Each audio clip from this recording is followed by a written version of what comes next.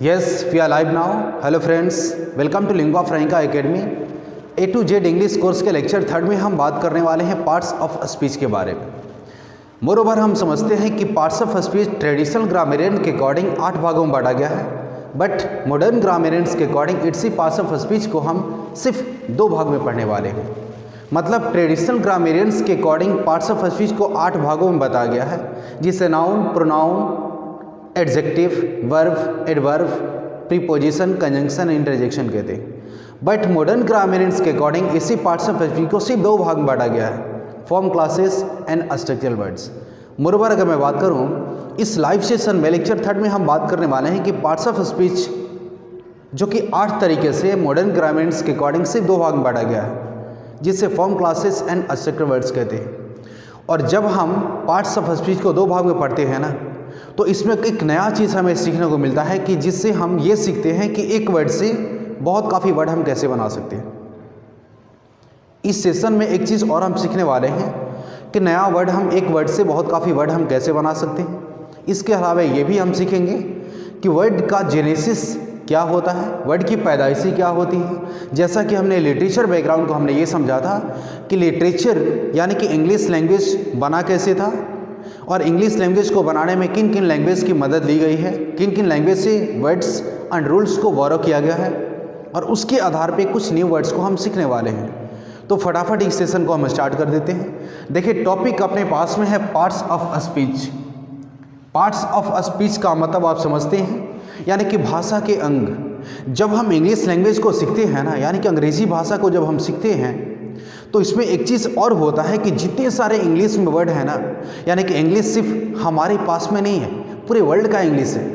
और पूरी दुनिया में जितने सारे इंग्लिश वर्ड है ना, पूरे इंग्लिश वर्ड को सिर्फ 8 भागों में बांटा गया है, उसे ही हम पार्ट्स ऑफ स्पीच कहते हैं। ये मॉडर्न मतलब ट्रेडिशनल ग्रामेरियंस के अकॉर्डिंग था। जिससे डेफिनेशन क्या है कि all words of English language, यानी कि अंग्रेजी भाषा के सारे शब्द आर डिवाइडेड, बांटे गए हैं into 8 parts, 8 भाग में, according to their work in a sentence is called parts of speech। Overall कहने का मतलब है कि अंग्रेजी भाषा के जितने सारे वर्ड हैं ना, उसको सिर्फ 8 भागों में बांटा गया है उनके कार्य के अनुसार वाक्य में, उसे ही हम पार्ट्स ऑफ स्पीच कहते हैं। यानी कि इंग्लिश लैंग्वेज में जितने सारे वर्ड हैं ना, मतलब इंग्लिश में बहुत काफ़ी बुक्स हैं, बहुत काफ़ी डिक्शनरीज हैं, बहुत काफ़ी लाखों ऐसे वर्ड हैं, और जितने सारे वर्ड हैं ना, सारे वर्ड को सिर्फ 8 भाग में बांटा गया है, उसे हम पार्ट्स ऑफ स्पीच के नाम से जानते हैं। जिसे हम noun, pronoun, adjective, verb, preposition, adverb, preposition, conjunction and interjection कहते हैं। बट उसी को मॉडर्न ग्रामेरियंस के अकॉर्डिंग दिया गया है, लेकिन अकॉर्डिंग टू मॉडर्न ग्रामेरियंस के according it has been divided into 2 parts. ये सिर्फ 2 भाग में बांटे गए हैं। Parts of speech modern grammarians के अकॉर्डिंग सिर्फ 2 भाग में बांटे गए हैं, जिसे हम form classes and structural words कहते हैं। ये form classes and structural words है क्या चीज़, इसको हम समझते हैं। देखिए, एक चीज़ तो फैक्ट है कि जो भी हम पार्ट्स ऑफ स्पीच को ट्रेडिशनल दृष्टिकोण से हम सीखते थे कि 8 भाग में है, नाउन, प्रोनाउन जो भी हैं एटसेट्रा, वो टोटल को सिर्फ 2 भाग में बांटा गया, form classes and structural words. And हमने 8 काइंड्स को पढ़ा है, अभी हम 2 काइंड्स के पढ़ने वाले हैं। और जस्ट बिलीव मी कि जब पार्ट्स ऑफ स्पीच को सिर्फ 2 भाग में पढ़िएगा ना, तो आपको एक फ़ायदा होगा। ये जब हम 2 भाग में पढ़ेंगे ना, तो वो 8 पार्ट्स ऑफ स्पीच इसी 2 में आ जाने वाले हैं। और एक चीज़ और हमें फ़ायदा होगा कि हम एक चीज़ और नियम को सीखेंगे कि एक वर्ड से बहुत काफ़ी वर्ड हम कैसे बना सकते हैं। जैसे अगर अपने पास में एक वर्ड है प्ले, प्ले मतलब खेलना होता है, इस वर्ड से हमें नया वर्ड बनाना है। जस्ट इसी वर्ड के पहले अगर हम जोड़ दें DIS तो बन जाता है डिस्प्ले, इसी के पहले जोड़ दें RERE बन जाता है रिप्ले, इसी के बाद में हम जोड़े ER बन जाता है प्लेयर। अगर अगला वर्ड है हमारे पास में काइंड, काइंड एक वर्ड है, इसके पहले अगर हम अन जोड़े बन गया अनकाइंड, इसके बाद में हम जोड़े NESS बन गया काइंडनेस। मतलब एक वर्ड से बहुत काफ़ी वर्ड बन सकता है। और ये चीज़, स्ट्रेटेजी, ये तरीका, ये रूल, ये फार्मूला हम तब सीखते हैं जब पार्ट्स ऑफ स्पीच को हम सिर्फ 2 भाग में पढ़ने वाले हैं। और जब पार्ट्स ऑफ स्पीच को दो पार्ट में पढ़ेंगे ना, दो भाग में जो बांटे गए हैं पार्ट्स ऑफ स्पीच को मॉडर्न ग्रामरियंस के अकॉर्डिंग, तो इसमें 8 पार्ट्स ऑफ स्पीच आ जाने वाले हैं, नाउन प्रोनाउन टोटल चीज़ आ जाएगा। एक और फ़ायदा होगा कि हम ये चीज़ सीखेंगे कि एक वर्ड से बहुत काफ़ी वर्ड कैसे बनता है, ये कौन फार्मूला है, मतलब किस तरीके से बनाया जाता है।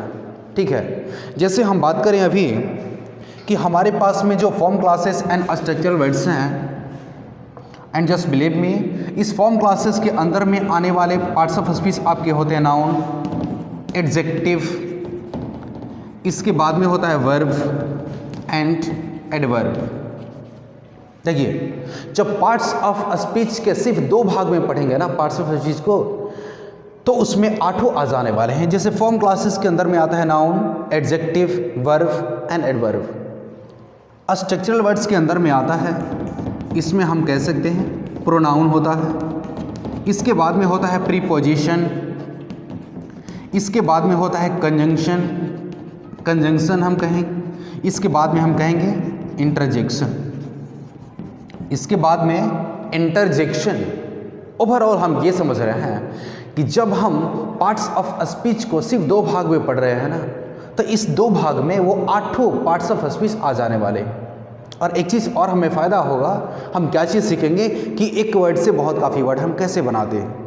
तो पहली चीज़ ये है कि पार्ट्स ऑफ स्पीच को हमने 8 तरीके से तो पढ़ा था, अभी हम पढ़ेंगे कि पार्ट्स ऑफ स्पीच जो 2 तरह के हैं, इस चीज़ को हम जस्टिफाई करने वाले हैं। तो सबसे पहले देखेंगे form classes and structural words के बीच में अंतर क्या है, उन चीज़ को समझने वाले। चलिए देखिए, मोरोवर इसके बारे में कुछ नई चीज़ों को हम सीखने वाले हैं, एंड इसलिए आप अलर्ट रहिएगा, अटेंटिव रहिएगा, एंड तब तक लाइक एंड शेयर करते रहिए। And we are going to learn something new, कुछ नई चीज़ों को हम सीखने वाले हैं। देखिए, जिसमें सबसे पहला ए नंबर की बात करें हम, तो पहला है फॉर्म क्लासेस। ये फॉर्म क्लासेस होता क्या है? हम कह सकते हैं कि दोज पार्ट्स ऑफ स्पीच, मतलब वैसे parts of speech which can be brought about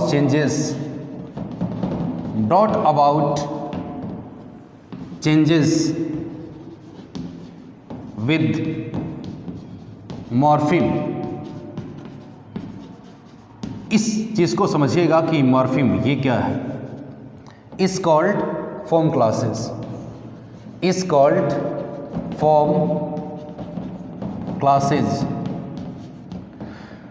यानी कि वैसे पार्ट्स ऑफ स्पीच जिसमें मॉर्फिम बदलाव ला सकता है उसे हम फॉर्म क्लासेस कहते हैं। इसमें आते हैं पार्ट्स ऑफ स्पीच, आपके नाउन आते हैं, एडजेक्टिव आते हैं, इसके बाद वर्ब आते हैं, इसके बाद एडवर्ब आते हैं। इसमें 4 पार्ट्स ऑफ स्पीच आता है फॉर्म क्लासेस के अंदर में।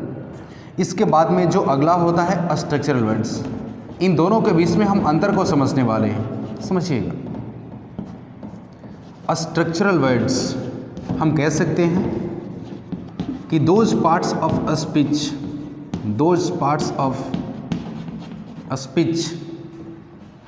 in which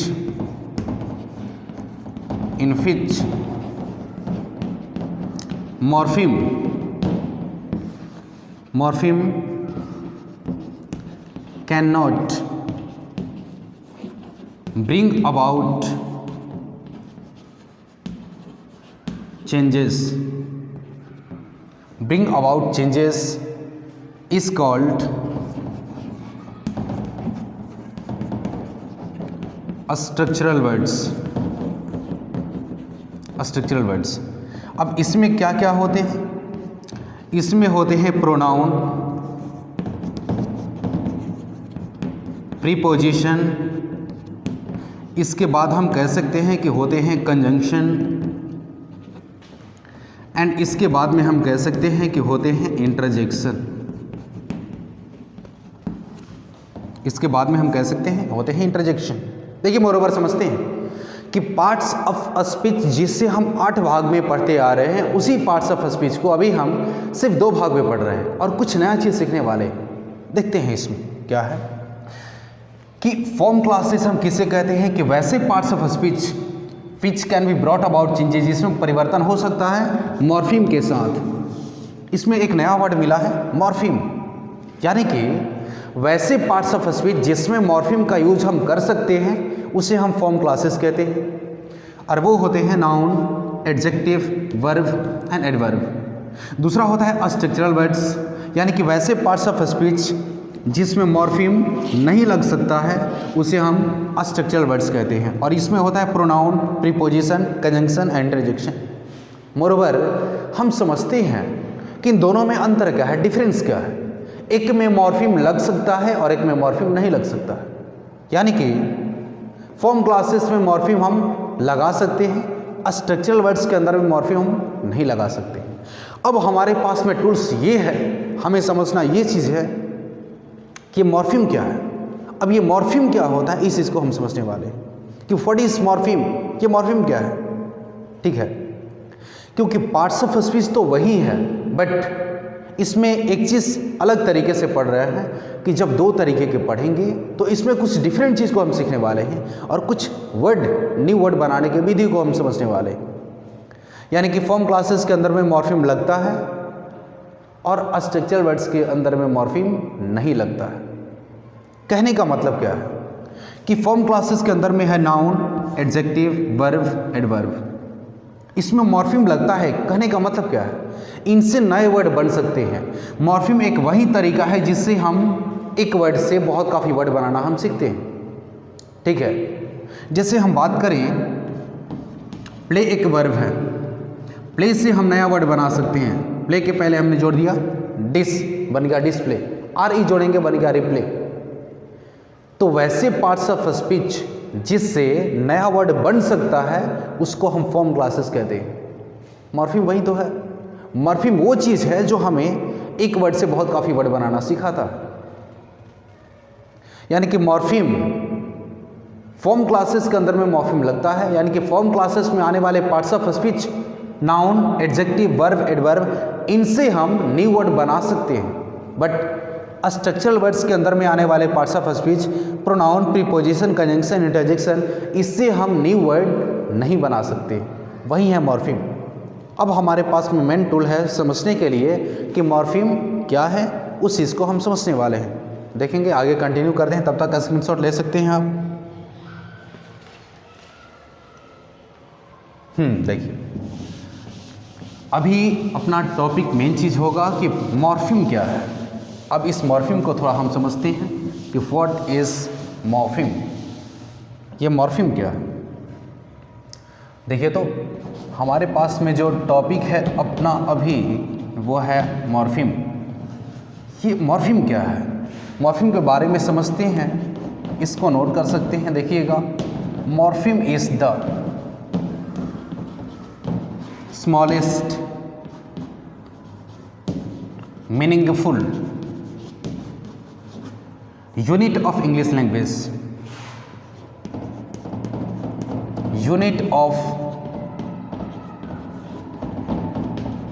English language. यानी कि मॉर्फीम सबसे छोटी इकाई है जिससे मतलब जिसका कुछ अर्थ होता है। देखेंगे, समझते हैं। अगर बात करें हम, एक वर्ड है हमारे पास में काइंड, काइंड के जस्ट पहले हम अन का यूज़ कर दें तो नया वर्ड बन जाता है हमारा अनकाइंड। अगर अपने पास में है चाइल्ड, इसके बाद में अगर हम यूज़ कर दें हुड तो बन जाता है चाइल्डहुड। मतलब समझते हैं, देखिएगा, लिसन। यानी कि पार्ट्स ऑफ स्पीच को जब हम दो तरीके के पढ़ते हैं, form classes and structural words, तो उसमें हम ये सीखते हैं कि फॉर्म क्लासेस के अंदर आने वाले पार्ट्स ऑफ स्पीच में मॉर्फीम लग सकता है, स्ट्रक्चरल वर्ड्स के अंदर में मॉर्फीम नहीं लग सकता है। इसका मतलब क्या है, मॉर्फीम है क्या चीज़। तो मॉर्फीम के बारे में हम समझते हैं कि morpheme is the smallest meaningful unit of English language. समझिएगा, मतलब मॉर्फीम अंग्रेजी भाषा की सबसे छोटी इकाई है जो मीनिंगफुल होती है, यानी कि जिसका कुछ अर्थ होता है। अच्छा, वन सेकेंड मैं रिपीट करूँ। देखिए, आपको घबराने की ज़रूरत नहीं है, मैंने बहुत काफ़ी मतलब बहुत काफ़ी जल्दबाजी करने की जरूरत है, रिलैक्स मूड में होकर और इत्मीनान से हम समझने वाले हैं टॉपिक को, पॉइंट को हम समझने वाले हैं अच्छे से। तो कभी आप बहुत काफ़ी रस में मत, बहुत काफ़ी जल्दी मत होइए। लिसन, मॉर्फिम अंग्रेजी भाषा की सबसे छोटी इकाई है जिसका कुछ अर्थ होता है। जैसे एग्जाम्पल समझते हैं कि हमारे पास में एक वर्ड था काइंड। काइंड का मतलब होता है दयालु। दयालु, इस काइंड के पहले एक यूनिट लग गया अन और बन गया अनकाइंड।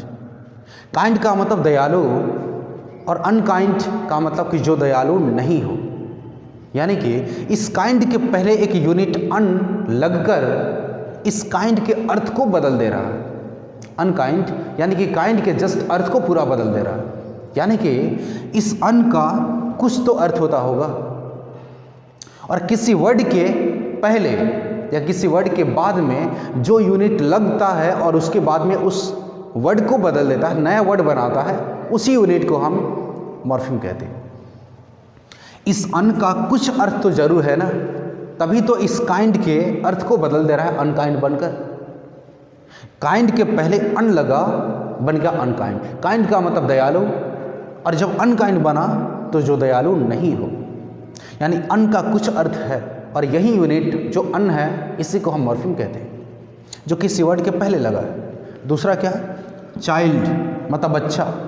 इसके बाद में लगने वाला यूनिट है हुड, बन गया चाइल्डहुड, यानी कि बचपन। इस हुड का कुछ अर्थ तो जरूर होता होगा जिसने इस वर्ड के अर्थ को बदल दिया। तो मोरोवर कहने का मतलब यही है कि मॉर्फिम इंग्लिश भाषा की, अंग्रेजी लैंग्वेज की, अंग्रेजी भाषा की सबसे छोटी इकाई है जिसका कुछ अर्थ होता है।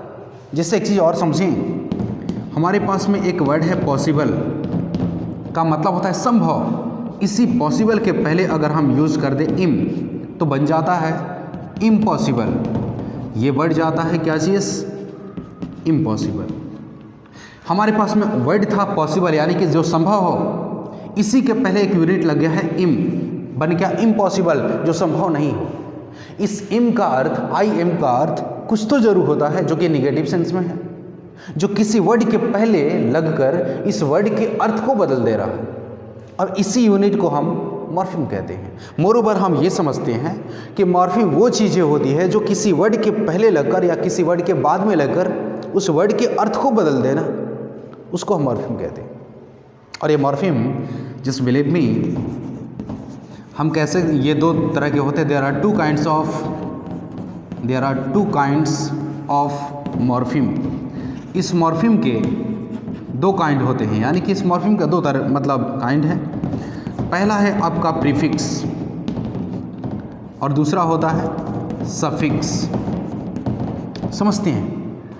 ये मॉर्फिम दो तरह के होते हैं, एक प्रीफिक्स और एक सफिक्स, जिसका मतलब आप हिंदी समझते होंगे उपसर्ग और प्रत्यय। उपसर्ग और प्रत्यय तो हिंदी से उतना कोई मतलब है नहीं, हमें समझना है पॉइंट को। प्रीफिक्स उसे हम कहते हैं जो किसी वर्ड के पहले यूनिट लगता है। जैसे काइंड के पहले यूनिट लगा है अन, जब किसी वर्ड के पहले लगता है यूनिट, उस यूनिट को हम प्रीफिक्स कहते हैं। और जब किसी वर्ड के बाद में जो यूनिट लगता है उसे हम सफिक्स कहते हैं। अब हम आगे देखेंगे कि प्रीफिक्स एंड सफिक्स होते क्या है, इसको समझते हैं। तब तक बिल्कुल ही एनर्जेटिक पॉइंट ऑफ व्यू से आप समझते रहिएगा, यानी कि आप अपने पास में वैसी लॉजिकल कंसेप्ट एंड आइडियाज़ को डेवलप कीजिए ना कि कभी भी किसी के सामने बैठिए तो आपके पास में नॉलेज कुछ ऐसी हो कि हर किसी लॉजिक में, आर्गुमेंट में, बहस में, तर्क में आप आगे रहें। ठीक है, देखिए हम समझते हैं प्रीफिक्स क्या होता है एंड मतलब इसके बारे में हम कुछ सीखने वाले हैं कि प्रीफिक्स होता क्या है, और इसके बारे में कुछ और भी चीज़ हम सीखेंगे, समझेंगे। देखिए जिसमें हम बात करेंगे पहला जो कि प्रीफिक्स है। प्रीफिक्स क्या होता है, यानी कि हम कह सकते हैं कि दैट मॉर्फिम, या मॉर्फिम नहीं कहें हम ये कह सकते हैं कि the unit which comes before the real word, किसी रियल वर्ड के पहले आकर, मतलब समझते हैं, इसको थोड़ा सा हम नीचे कर दें तो और अच्छा है। Before the real word and forms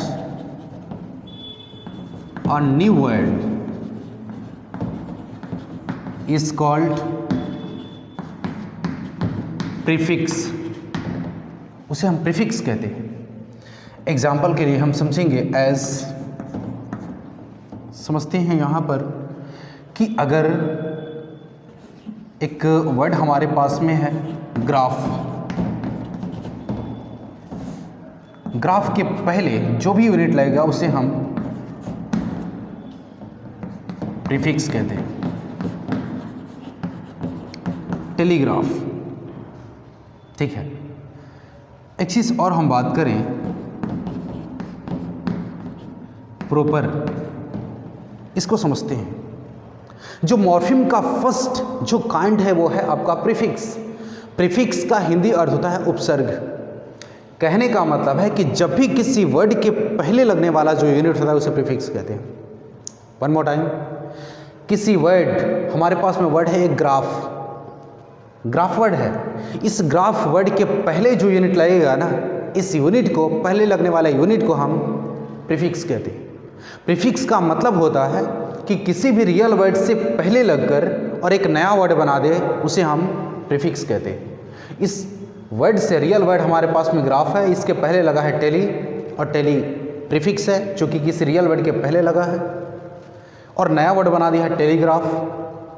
तो इसी यूनिट को जो पहले लगा है किसी वर्ड के पहले ना, इसी टेली को हम प्रीफिक्स कहते हैं। डेफिनेशन बोला है कि वैसा unit which comes before the real word, जो रियल वर्ड के पहले लगता है, and forms a new word, और न्यू वर्ड को बनाता है, उसे प्रीफिक्स कहते हैं। जैसे ग्राफ के पहले टेली लगा तो बनेगा टेलीग्राफ। प्रॉपर के पहले ऐसा कौन सा प्रीफिक्स है जिसको लगाकर हम न्यू वर्ड बना सकते हैं? प्रॉपर के पहले हम क्या लगा सकते हैं? ऑफकोर्स हम कह सकते हैं इम। प्रॉपर मतलब उचित, इम्प्रॉपर यानी कि अनुचित, जो कि उचित नहीं हो। हम कह सकते हैं, बना हमारे पास में वर्ड इम्प्रॉपर, यानी कि जो उचित नहीं हो, जो सही नहीं हो। ओवरऑल कहने का मतलब है कि प्रीफिक्स उसे कहते हैं कि जो किसी रियल वर्ड के पहले लगता है और नया वर्ड बनाता है। अब इसी में हम पॉइंट नंबर 2 की बात करें, जिसे हम कहते हैं सफिक्स, जिसका मतलब होता है प्रत्यय, यानी कि द यूनिट, वैसा unit which comes after the real word, after real word and forms a new word is called suffix, उसे suffix कहते हैं। जैसे कि हम एग्जाम्पल समझ सकते हैं कि एक वर्ड है अपने पास में फ्रेंड, फ्रेंड के बाद में अगर हमने लगा दिया शिप, बन गया फ्रेंडशिप। समझते हैं इसको, देखिएगा। मतलब पॉइंट नंबर जो 2 है वो है सफिक्स। आपका सफिक्स वो होता है जब किसी वर्ड के बाद में लगता है जो यूनिट और नया वर्ड बनाता है, उसे सफिक्स कहते हैं। जैसे देखिए, जैसे फ्रेंड हमारे पास में एक रियल वर्ड है, उस फ्रेंड के बाद में एक यूनिट हमने लगाया था शिप, SHIP, यानी कि दोस्त में जहाज़ लगा दीजिए, बन जाएगा दोस्ती। यानी कि फ्रेंड एक रियल वर्ड है, उसके बाद में यूनिट लगा है SHIP, बन गया फ्रेंडशिप, यानी कि दोस्ती। जब किसी रियल वर्ड के बाद में जो यूनिट लगता है और न्यू वर्ड को बनाता है, उसे हम बाद में लगने वाले यूनिट को हम सफिक्स कहते हैं। एक और वर्ड है डेंजर। डेंजर एक वर्ड है, इसमें अपना सफिक्स लग गया OUS, तो बन जाता है क्या चीज़? डेंजरस। डेंजरस खतरनाक, डेंजर मतलब खतरा, इसमें सफिक्स हमने लगाया OUS, बन गया डेंजरस, यानी कि खतरनाक। मोरोवर हम ये समझते हैं कि देखिए, प्रीफिक्स एंड सफिक्स के बीच में डिफरेंस यही है कि दोनों प्रीफिक्स एंड सफिक्स मॉर्फिम के 2 बेटे हैं। मॉर्फिम का एक टूल्स ही है, मॉर्फिम का तरीका ये है कि ये एक वर्ड से बहुत काफ़ी वर्ड बनाना हमें सिखाता है। और ये दो तरीके हैं इसके दो बेटे जो प्रीफिक्स एंड सफिक्स, किसी वर्ड के पहले यूनिट लगकर नया वर्ड बनाता है या किसी वर्ड के बाद में लगकर और नया यूनिट बनाता है, उसे हम मतलब न्यू वर्ड बनाता है, उसे हम सफिक्स कहते हैं। मोरोवर हमने तो अभी ये समझा कि पार्ट्स ऑफ अ स्पीच हम कहते किसको हैं। Parts of a speech traditional grammarians के अकॉर्डिंग 8 भागों में बांटा गया है, बट मॉडर्न ग्रामेरियंस के अकॉर्डिंग सिर्फ 2 भाग में बांटा गया है। और अभी इस सेशन में हम पढ़ रहे हैं कि पार्ट्स ऑफ अ स्पीच जब 2 भाग में बांटा गया है, जब इसको पढ़ेंगे हम ना, हमने 8 काइंड्स को पढ़े हैं। अब इस मॉडर्न ग्रामेरियंस के अकॉर्डिंग पार्ट्स ऑफ स्पीच का डिस्ट्रीब्यूशन बंटवारा जब 2 भाग में हुआ है, जब इसको पढ़ेंगे ना तो वो 8 पार्ट्स ऑफ स्पीच इसमें आ जाने वाले हैं। और एक और फ़ायदा होने वाला है, क्या चीज़, कि हम एक नया यूनिट को पढ़ रहे हैं जो हमें ये बताता है कि एक वर्ड से बहुत काफ़ी वर्ड हम कैसे बनाते हैं, और जिसको हमने समझा कि प्रीफिक्स लगकर और सफिक्स लगकर न्यू वर्ड बनाते हैं। मोरओवर कहना यह है कि इस सेशन में हमने ये चीज़ सीखा कि न्यू वर्ड हम बनाते कैसे हैं, और न्यू वर्ड का सेशन भी कुछ आगे इंटरेस्टिंग होने वाला है। और नेक्स्ट सेशन में भी हम कुछ सीखने वाले हैं जो कि वर्ड पे कुछ काम होगा। एंड जस्ट बिलीव मी, जब इस मॉर्फिम का डिटेल्स जब क्लास होगा तो उस समय आप ये समझिएगा, यानी कि वर्ड को याद करने का सबसे बेस्ट तरीका है, यानी कि एक वर्ड से बहुत काफ़ी वर्ड हम याद कर सकते हैं। एंड वर्ड को याद करने में ये सबसे बड़ी हमारी हेल्प करती है। तो इसीलिए इस चीज़ को आप अलर्ट होकर देखिएगा। एंड एक चीज़ और मैं बोलूँगा कि लाइक एंड शेयर कीजिएगा उनके साथ में जो कि इंग्लिश को शुरू से स्ट्रॉन्ग करना चाहते हैं, ठीक है। तो okay, thank you, that's all. And मुझे लगता है कि आज आपको सीखने के लिए बहुत काफ़ी अच्छा मिला है। लाइक एंड शेयर कीजिएगा, और सब्सक्राइब नहीं किए होंगे तो सब्सक्राइब करके बेल आइकन को दबाइए, क्योंकि हर बार नोटिफिकेशन आपको मिल सके। और मैं बता दूं कि हर रोज़ दोपहर 2 बजे से आपका ये जो A to Z English course का एक मतलब लेक्चर है, हर रोज़ मिलने वाला है। और इसके नोटिफिकेशन पाने के लिए आप सब्सक्राइब करके बेल आइकन को दबाइए, ठीक है। ये A to Z English course की एक क्वालिटी जो फीचर है जो मैं बात करता हूँ, मैं फिर से बात करूँ, A to Z कहने का मतलब है A से लेके Z, यानी कि फ्रॉम स्टार्टिंग बिगिनिंग, यानी कि 0 लेवल से इसको स्टार्ट कर रहे हैं हम। आज क्लास यानी कि लेक्चर 3 है, जिसमें हमने सीखा कि पार्ट्स ऑफ स्पीच किसे कहते हैं और मॉर्फिम क्या है। इसके अगले सेशन में हम सीखने वाले हैं इसके आगे वाली नॉलेज, यानी कि पार्ट्स ऑफ स्पीच के मतलब 8 को हम डिफाइन करने वाले हैं अच्छे से। चलिए, thank you, that's all and best of luck, क्योंकि आपने एक नए नॉलेज को डेवलप किया।